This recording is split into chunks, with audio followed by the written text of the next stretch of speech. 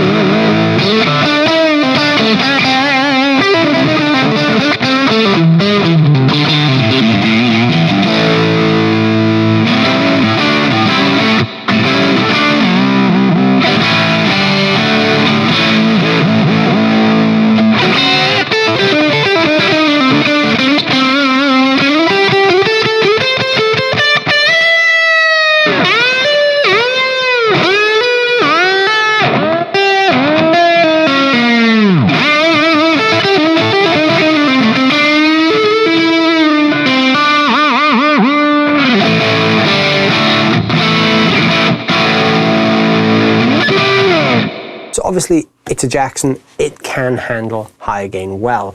Would you expect any less from this? Absolutely not. If you had a Jackson that couldn't handle playing metal, playing hard rock, it's probably the wrong Jackson. Most of them are sort of geared up for this style of playing.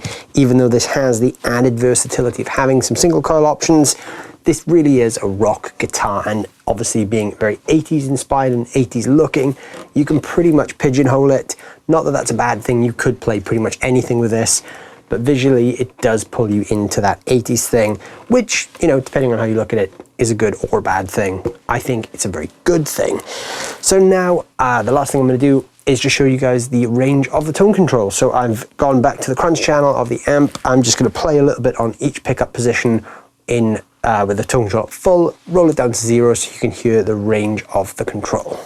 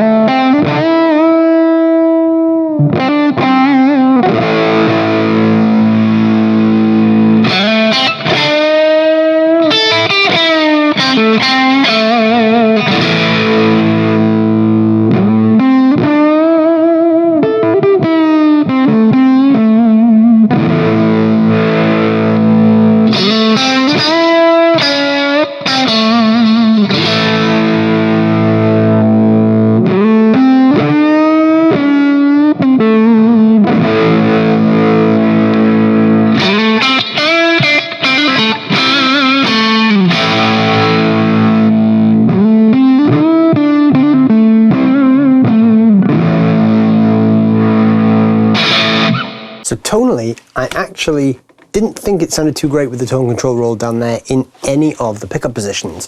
It actually sounded a little bit too woolly and a little bit too muddy. But again, you don't really get one of these guitars to roll the tone control down. You pretty much want a out and out rock sound from this kind of thing. You could use the tone control for a little bit of tone shaping, but I doubt you're going to be going for that Eric Clapton, Carlos Santana kind of thing with one of these guitars. So chances are, if you buy one of these, you're probably never going to roll that tone control all the way down anyway, so it's not really that much of a deal breaker. And if it was, you could just replace the capacitor or replace the pot or something super cheap that would really open up the range of what the tone control on this thing does. Because in the fully open position, these pickups sound fantastic and there's a lot of room there to maneuver. So yeah, if you made a few small upgrades to the tone section of this, you could quite easily take it even further down the versatility route than it already is. So there you go, guys. There is the brand new Jackson X Series DINKY DK3XR. Not the catchiest of names, but a great guitar. This cobalt blue and pink combination looks amazing, I think. Very, very 80s, which, you know, as you guys know, if you watch any of the other videos on the channel, is right up my street. So yeah, check this thing out. It's Indonesian made. It's around about the £500 mark in the UK.